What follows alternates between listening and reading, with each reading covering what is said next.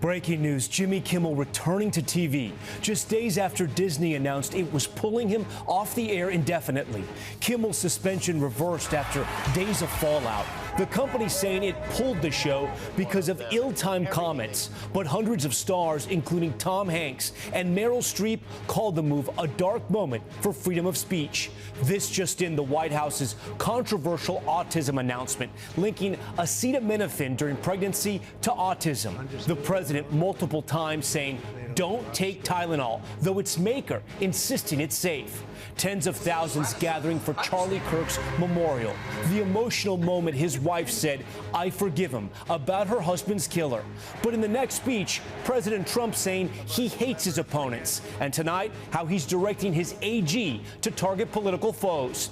As Israeli strikes blast through Gaza City, the clash at the United Nations as more than 100 nations recognize a Palestinian state. Priced out, how rising housing prices have forced a growing number of Americans to move into RVs. Tonight, we'll show you life in these cramped spaces. Build a Fortune, the surprising stock surge, not from a tech company, but from Build-A-Bear, how the beloved toy store is crushing economic expectations. And no laughing matter, in the middle of a comedy show, a man collapses from cardiac arrest, how the crowd worked together to save his life. We reunite them tonight. Nightly News starts right now. This is NBC Nightly News with Tom Yamas. And good evening. It's been nearly a week since Jimmy Kimmel's show was suspended, but starting tomorrow, the late-night comedian will be on the air once again. Disney announcing Kimmel's return after what it calls thoughtful conversations, saying it pulled the show last week because of comments that were ill-timed and thus insensitive. ABC and Disney faced pressure from the FCC and major station groups after Kimmel made the comments in the wake of Charlie Kirk's killing. But the suspension was met with concerns about freedom of speech. In Hollywood, you see the list here, hundreds, including Meryl Streep and Jennifer Aniston, signed an open letter condemning the suspension. Kimmel himself has been silent so far, but what will he have to say when he comes back? Liz Kreutz starts us off tonight. Tonight, after nearly a week of silence, Disney announcing Jimmy Kimmel will be back on the air Tuesday night. The company says the reversal comes after days of thoughtful conversations with Jimmy, adding Kimmel's show was suspended last week to avoid further inflaming a tense situation, calling his comments in the wake of Charlie Kirk's assassination ill-timed and thus insensitive. We hit some new lows over the weekend with the MAGA gang desperately trying to characterize this kid who murdered Charlie Kirk as anything other than one of them and doing everything they can to score political points from. Disney and ABC pulled Kimmel off the air after pressure from the FCC chairman and two major television station ownership groups who said they'd stop airing the show following conservative outrage over Kimmel's comments. Sinclair, which owns dozens of ABC stations nationwide, previously said it would not air Jimmy Kimmel Live again unless the comedian apologized to the Kirk family and made a donation to them and Turning Point USA. Tonight, Sinclair saying they do not plan to run tomorrow's show, writing, "Discussions with ABC are ongoing as we evaluate the show's potential return." Free speech is under attack! The decision to put Kimmel back on the air comes as Disney faces mounting backlash, including protests and calls to boycott the company. I'm canceling my Disney Plus. Today, ABC's The View finally addressing the controversy.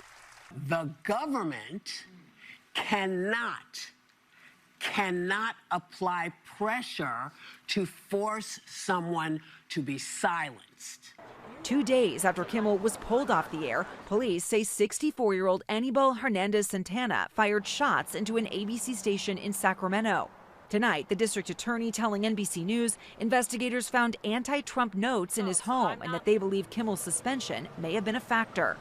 We're still looking and investigating the case, but he chose a very particular target. And with the notes that he left behind, I think there's circumstantial evidence there to show that this was politically motivated crime by this individual. Hernandez-Santana, a retired state lobbyist, was first arrested by local police on Friday, but released on bail. The FBI then stepped in and re-arrested him. His attorney says he plans to plead not guilty to the number of state and federal charges he now faces. Liz joins us now live. Liz, the big question, do we know if Kimmel is going to apologize? Tom, we don't know the answer to that, but we do know that Jimmy Kimmel does plan to address his suspension tomorrow night. The other big question is whether other local station groups like Nexstar will follow Sinclair's suit and not air the show.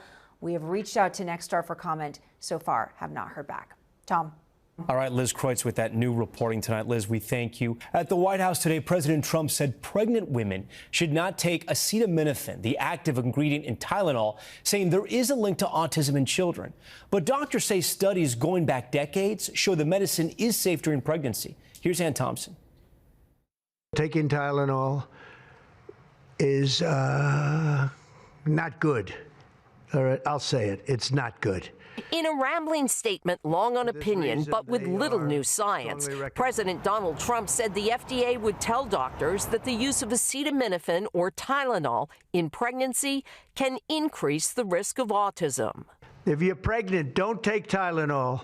FDA Commissioner Dr. Marty Makary pointing to several studies, including one from Mount Sinai, that says prenatal exposure may increase the risk of neurodevelopmental disorders, including autism, but that further research is needed to confirm these associations and determine causality and mechanisms. Tylenol's maker strongly disagreeing with the White House, saying in a statement that a decade of rigorous research confirms there is no credible evidence linking acetaminophen to autism. And the medical community is not changing its guidance. Tonight, the American College of Obstetricians and Gynecologists still says it is safe to take acetaminophen during pregnancy. We've been studying that medication for over 20 years. There have been numerous well-designed trials that have come out that have showed safety and efficacy. The federal government says it's spending $50 million to look for the cause of autism.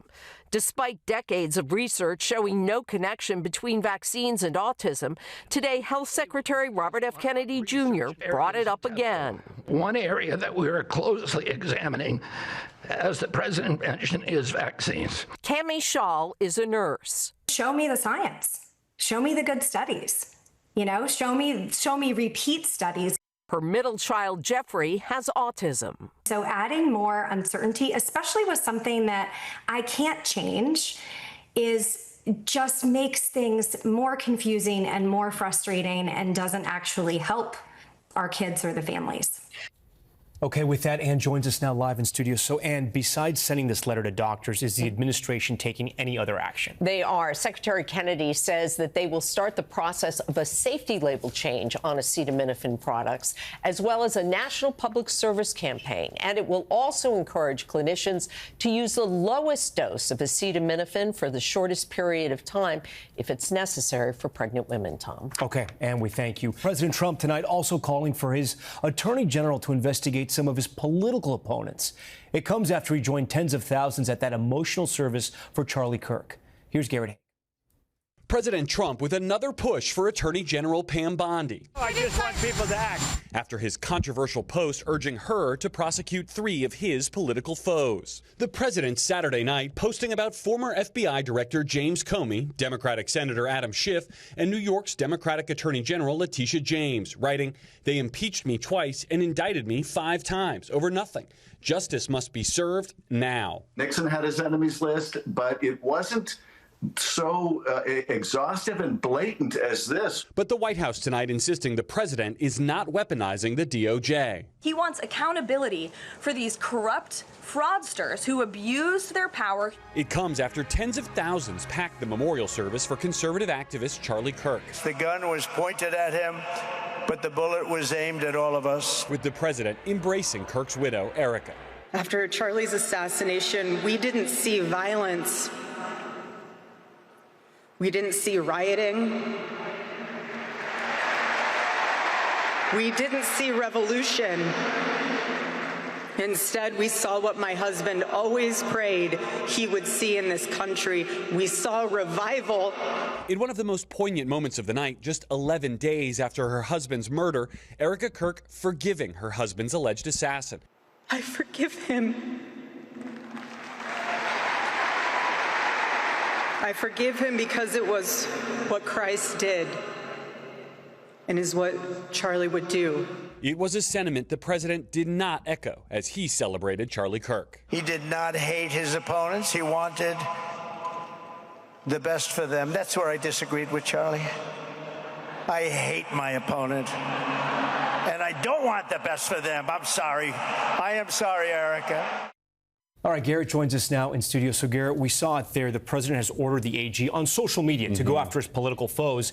Is she actually doing it? It's hard to know for sure, but just this afternoon, the Attorney General appears to have followed another order from the same social media post and sworn in a new interim U.S. attorney for the Eastern District of Virginia. That's where the Letitia James inquiry had been based, so we'll be watching to see if it ramps back up, Tom. All right, Garrett, great to see you in New York. New report involving President Trump's border czar and allegations he took $50,000 from undercover FBI agents. The White House strongly denying that report tonight. Here's Kelly O'Donnell.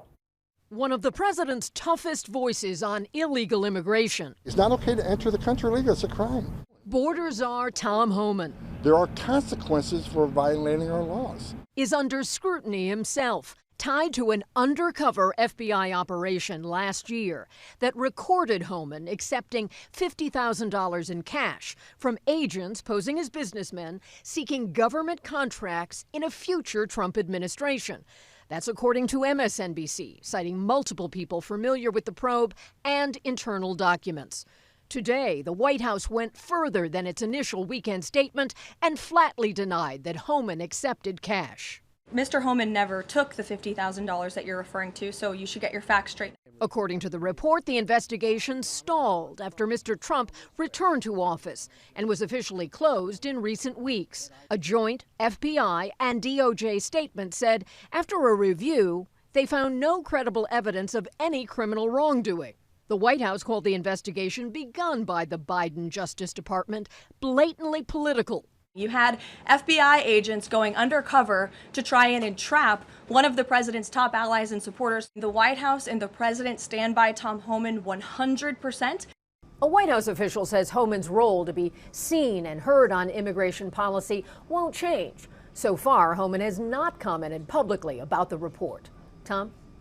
Kelly O'Donnell, our thanks to you. Now to that major headline from the UN tonight as more countries say they plan to recognize a Palestinian state. Andrea Mitchell joins us in studio. And Andrea, the U.S. and Israel both strongly oppose that move. Exactly, Tom. Israel and the U.S. stand largely isolated on the world stage, opposing a Palestinian state, they say, because of the Hamas October 7th attack. Israel's Prime Minister Netanyahu says a state would reward terrorism, and today he escalated his war against Hamas, striking Gaza City. At the UN here in New York, France's President Macron and Saudi Arabia led 150 other nations supporting statehood. It's a goal that has been U.S. foreign policy for decades until now. The Palestinian leader, for the first time, could not address the General Assembly in person, appearing virtually because the State Department denied his visa. All of this before President Trump's big address tomorrow to the UN tomorrow morning. Tom? All right, Andrea, we thank you. Now to our series, Priced Out and the surge of people living full-time in RVs as the cost of owning a home rises. By one measure, twice as many people are living in RVs than 4 years ago. Our Ellison Barber traveled to Tennessee to learn more. Get this outside light on.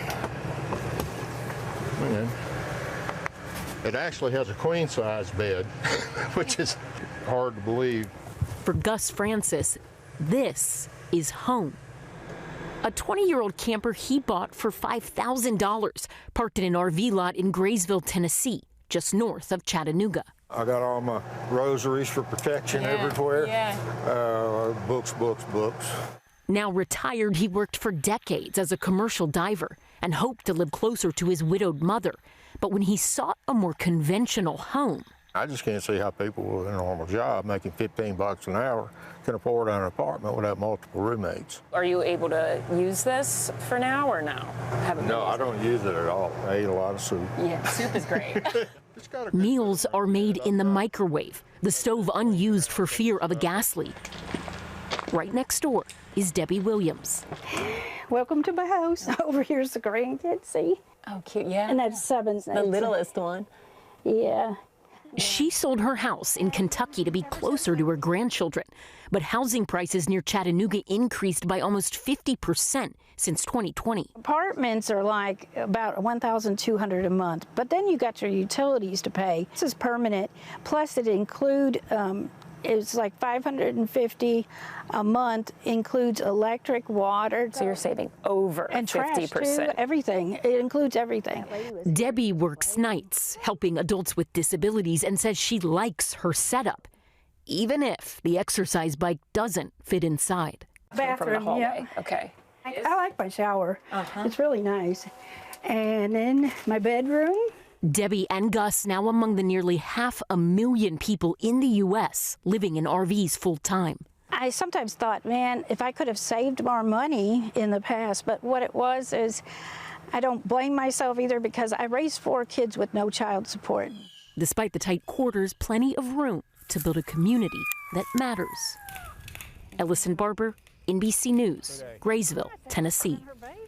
All right, we'll be right back. Soft, cuddly, and crushing it on the stock market. Why Build-A-Bear is suddenly one of the hottest stocks on the street when we return in 60 seconds.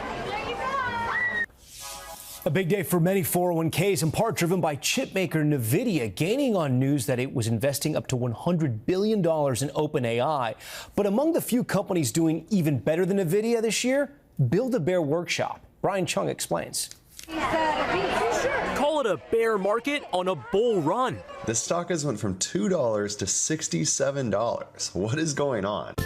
Build-A-Bear Workshop, adored by kids for their personalized stuffed animals. You can choose your own new furry friend. Is one of the best performers in the stock market this year, rising over 50% since the beginning of the year and over 2,000% in the last 5 years. Build-A-Bear Workshop not only owing its success to the iconic bear in that classic box, but also to collaborations appealing to millennials like Pikachu with Pokemon and, of course, Hello Kitty. CEO Sharon Price John calls it kidulting.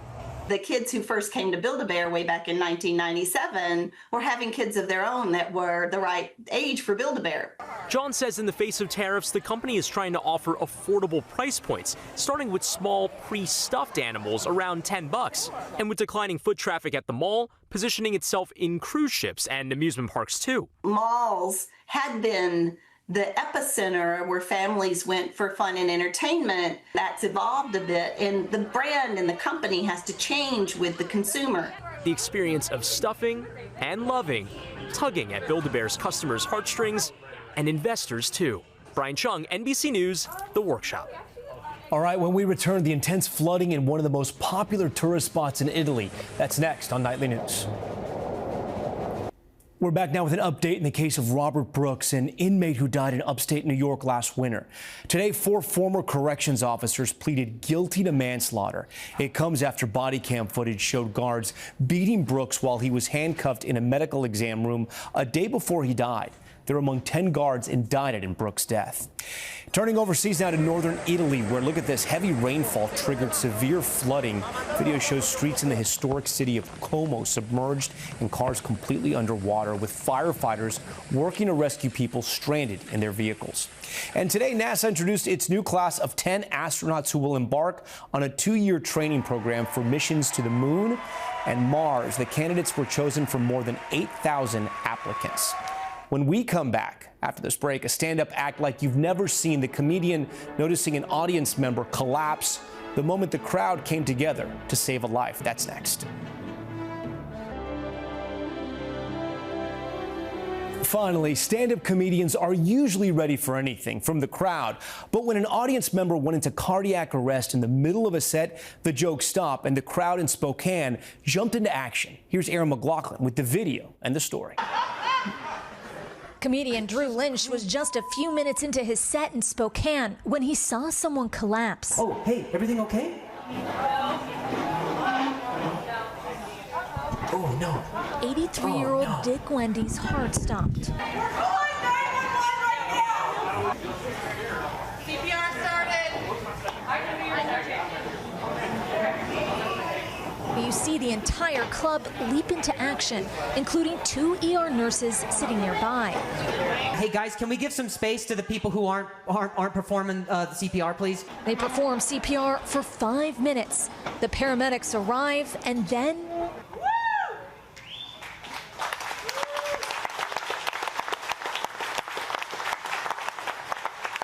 You guys all really just came together in a really cool way, dude. You saved that guy's life, man. Everyone in that room really did seem like they were connected. It's unlike anything I've ever seen. It just reminded me maybe of a time like a long, long time ago where it was like you helped out a neighbor. Wendy woke up in the hospital and tells us he's okay. The very next day, Lynch visited him to finish the show. Have you made a lifelong friend? I have. The rest of my life, I'm an old guy, but the rest of my life, he will be a friend of mine. Aaron McLaughlin, NBC News. All right, that's Nightly News for this Monday. I'm Tom Yamas. We thank you so much for watching. Tonight and always, we're here for you. Good night.